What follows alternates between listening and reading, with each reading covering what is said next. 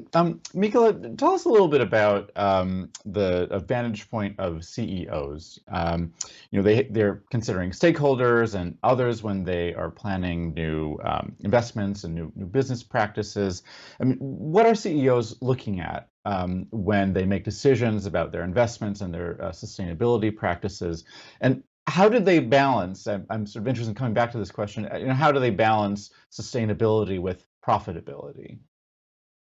Yeah, it's so interesting that you asked this question from the vantage point of a CEO, because I think 5 or 10 years ago, we would have been asking this from the vantage point purely of the chief sustainability officer of an organization, right? So one of the big shifts I think that has already happened in the dialogue is that this is not the chief sustainability officer's agenda on their own. This is the CEO's agenda. This is the board agenda, right? And why is that? It's because sustainability really affects every part of the business.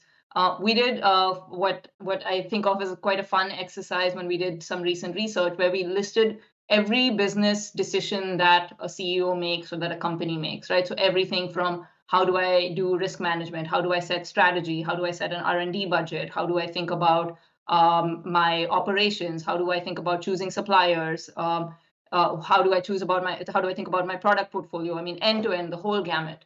And we found that for each and every one of these decisions, it is possible, firstly, to apply a sustainability lens. And it's not just possible, it's now going to become increasingly imperative, right? Every one of these decisions now needs to be viewed with the vantage point of how does this decision change with sustainability in mind? And so as we talk to CEOs, there are 4 or 5 things that we hear repeatedly and that we talk to them about.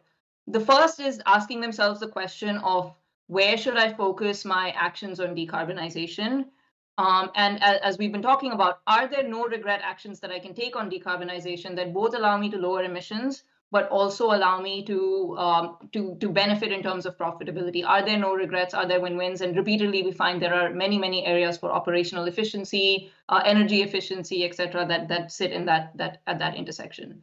The second is this question of how do I think about capturing the opportunities that arise from the transition. So remember, I talked about that $9.2 trillion of spend that we will engage with in the next 30 years as we embark on this journey. This creates enormous business opportunities.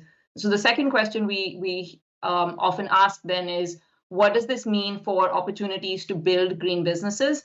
Now, to your question about trade-off, that comes with enormous challenges, right? How do I think about reallocating capital between old parts of the business and new parts of the business? How do I think of an entire portfolio of initiatives that allow me to make big bets, make no regret moves, balance uncertainty, and the uncertain pace with which this transition is unfolding? So what some of this green business building comes down to is just core expertise around capital allocation, resource allocation, bringing almost a private equity mindset to business decision making. And then the third that I would highlight, and we've alluded to this a little bit as well, is this idea of partnerships, right? There is no way a company is going to go on this journey or be able to go on this journey alone. This is going to require engaging with their suppliers. If you want to think about end-to-end decarbonization across the supply chain, it's going to require engaging with financial institutions to actually get the capital that is needed to transform. It's going to require engaging with investors, with consumers, with regulators.